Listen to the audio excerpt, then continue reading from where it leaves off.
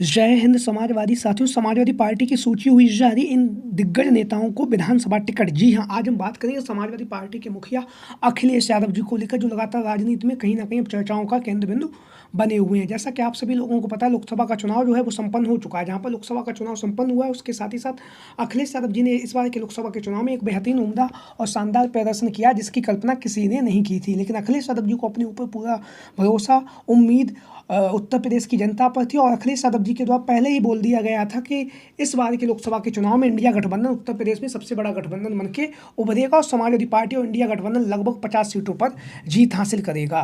वहीं पर अब सपा मुखिया अखिलेश यादव जी जब रिजल्ट आया तो 43 लोकसभा सीटों पर इंडिया गठबंधन ने जीत हासिल की है। वहीं पर अब उत्तर प्रदेश में जहाँ पर लोकसभा का चुनाव संपन्न हो चुका है, वहीं पर अब उत्तर प्रदेश की 10 विधानसभा सीटों पर उपचुनाव होने जा रहा है, जहाँ पर सपा मुखिया अखिलेश यादव जी की पार्टी समाजवादी पार्टी और भारतीय जनता पार्टी ने अपने कुछ विधायकों को सांसदी का टिकट दिया था और वह जीत कर अब सदन में पहुंच चुके। तो उनके इस्तीफे से जो ये 10 विधानसभा सीटें खाली हुई हैं, उनको लेकर सपा मुखिया अखिलेश यादव जी लगातार यहाँ पर उपचुनाव होने जा रहा है। और इस उपचुनाव में अखिलेश यादव जी अपने चाचा शिवपाल सिंह यादव जी के साथ में मिलकर रणनीति बना रहे हैं। रणनीति बनाने के साथ ही साथ लगातार अखिलेश यादव जी प्रत्याशियों के नाम को लेकर लगातार मंथन कर रहे हैं और इसमें से कुछ प्रत्याशियों के टिकट अखिलेश यादव जी के द्वारा फाइनल भी कर दिए गए हैं। बस इनका औपचारिक ऐलान होना बाकी है। तो एक एक करके हम 10 विधानसभा सीटों के बारे में बात करेंगे और एक एक करके बताएंगे कि किस विधानसभा सीट से किस प्रत्याशी की जो दावेदारी है वो मानी जा रही है और किसको टिकट मिलने के जो चांस है वो सबसे ज़्यादा बन रहे हैं। तो हम बात करेंगे सबसे पहले मीरापुर की विधानसभा सीट को लेकर। मीरापुर की जो विधानसभा सीट है, यहाँ से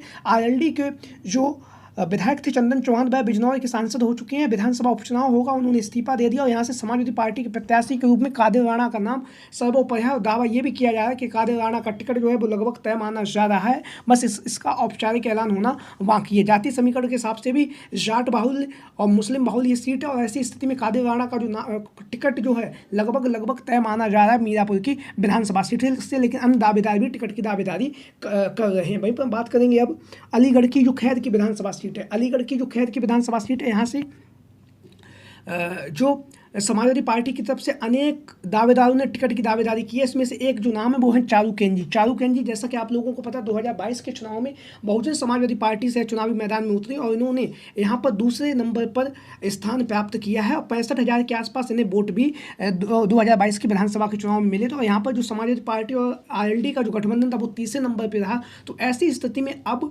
जो खैर की जो विधानसभा सीट है, वहाँ पर अखिलेश यादव जी चारूकेन जी को एक मौका दे सकते हैं, क्योंकि चारूकेन जी यहाँ से चुनावी मैदान में उतर चुकी हैं। क्षेत्र की जनता उन्हें जानती भी है और जानने के साथ साथ वह दूसरे नंबर पर यहाँ रही थी। तो अलीगढ़ की जो खैर की विधानसभा सीट है, वहाँ से चारूकेन का जो टिकट है लगभग तय माना जा रहा है। चारूकेन जी बहुजन समाजवादी पार्टी की तरफ से 2022 में विधानसभा का चुनाव खैर की विधानसभा सीट से लड़ चुकी हैं, दूसरे स्थान पर रही थी। वहीं पर हम बात करेंगे जो तीसरा वो जो है वो कहल की विधानसभा सीट है। कहल की विधानसभा जहाँ से अखिलेश यादव जी ने अपना इस्तीफा दिया, तो कहल की विधानसभा सीट पर उपचुनाव होना तय हो चुका और इस उपचुनाव में समाजवादी पार्टी की तरफ से जो तेज प्रताप यादव का जो टिकट है वो तय माना जा रहा है। दावा ये भी किया जा रहा है कि अखिलेश यादव जी के द्वारा तेज प्रताप यादव को दिशा निर्देश दे दिए गए हैं कि आप कहल की विधानसभा सीट की तैयारी करिए, वहाँ से हम आपको चुनावी मैदान में उतारने जा रहे हैं। हालांकि अभी तक इसका कोई भी औपचारिक ऐलान नहीं हुआ, लेकिन लगातार तेज प्रताप यादव जी जिस तरह से धुआंधार तरीके से चुनाव प्रचार कर रहे हैं, लगातार जो विधानसभा की जो जनता है उस जनता के बीच में पहुँच रहे हैं, उसको देखने के बाद यही कयास लगाए जा रहे हैं कि तेज प्रताप यादव का जो टिकट है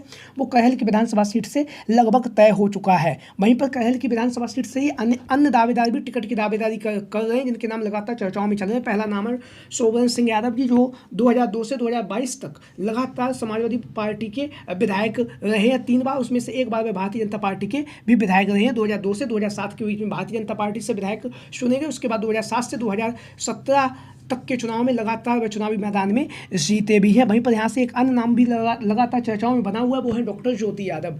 डॉक्टर ज्योति यादव की भी टिकट की दावेदारी मानी जा रही है, लगातार उनके नाम की भी चर्चाएं चल रही हैं। लगातार जो कहल की विधानसभा सीट है, वहाँ पर तेज प्रताप यादव मजबूती के साथ अपनी दावेदारी भी पेश कर रहे हैं, उनका टिकट भी लगभग तय माना जा रहा है। कहल की विधानसभा सीट से तेज प्रताप यादव जी के नाम की चर्चाएं काफ़ी तेजी के साथ चल भी रही हैं।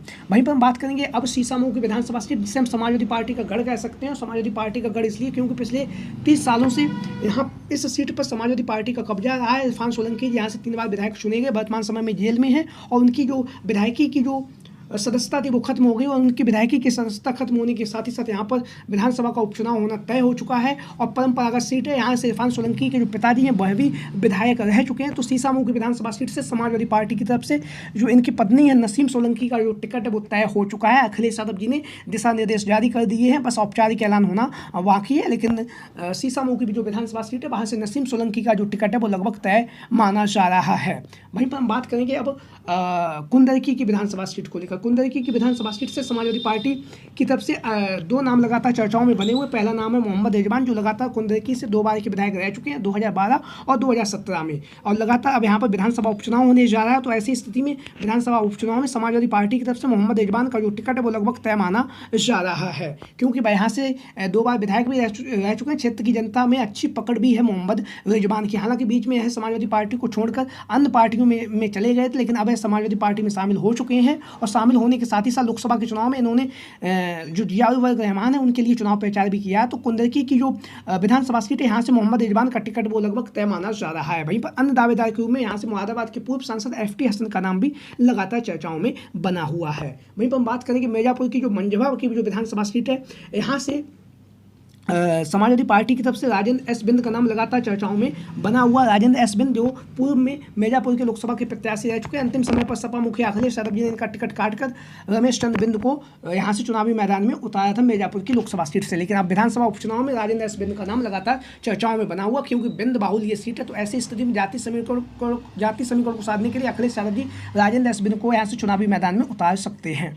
वहीं पर हम बात करेंगे फूलपुर की जो विधानसभा सीट है, यहाँ से मुस्तफ़ा सिद्दीकी, जैसा कि आप लोग इन तस्वीरों के माध्यम से देख रहे हैं, 2022 में चुनावी मैदान में उतर चुके हैं और उन्हें हालांकि जीत नहीं पाए, लेकिन यहाँ से जो विधानसभा उपचुनाव होने जा रहा है फूलपुर की विधानसभा सीट से, वहाँ पर एक बार मुस्तफ़ा सिद्दीकी का नाम लगातार चर्चाओं में बना हुआ। वहीं पर यहाँ पर अन्य दावेदारों के रूप में बात करें तो यहाँ से अमरनाथ मौर्य और उसके साथ साथ दूधनाथ पटेल के नाम की भी लगातार चर्चाएँ चल रही हैं। और उसके साथ ही साथ फूलपुर की विधानसभा सीट है, वहाँ से मुस्तफ़ा सिद्दीकी जी 2022 में चुनावी मैदान में उतर चुके हैं।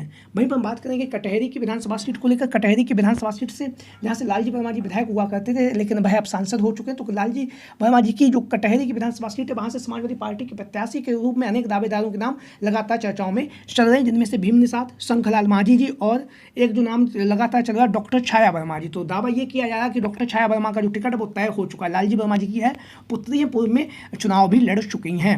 वहीं पर हम बात करेंगे अब अयोध्या की मिल्कीपुर की विधानसभा सीट को लेकर। अयोध्या की मिल्कीपुर की विधानसभा सीट से अजीत प्रसाद का जो टिकट है वो तय माना जा रहा है। अवधेश प्रसाद जी के पुत्र हैं, पुत्र होने के साथ साथ लगातार मिल्कीपुर की जो विधानसभा सीट है वहाँ की जनता है जो क्षेत्र भ्रमण का कार्यक्रम लगातार तेजी के साथ कर रहे हो, तेजी के साथ करने के साथ साथ लगातार आवाम से जुड़ रहे हैं। और मिल्कीपुर की विधानसभा सीट से इनके पिताजी अवधेश प्रसाद जी कई बार के विधायक रह चुके हैं। तो अजीत प्रसाद जी का जो टिकट है मिल्कीपुर की विधानसभा सीट से लगभग तय माना जा रहा है। लगातार वे चुनाव प्रचार भी कर रहे हैं। वहीं पर हम बात करेंगे इंडिया गठबंधन से गाजियाबाद की जो विधानसभा सीट है, यहाँ से गाजियाबाद लोकसभा का चुनाव लड़ चुकी हैं। डॉली शर्मा जी का जो टिकट है वो लगातार चर्चाओं में बना हुआ है।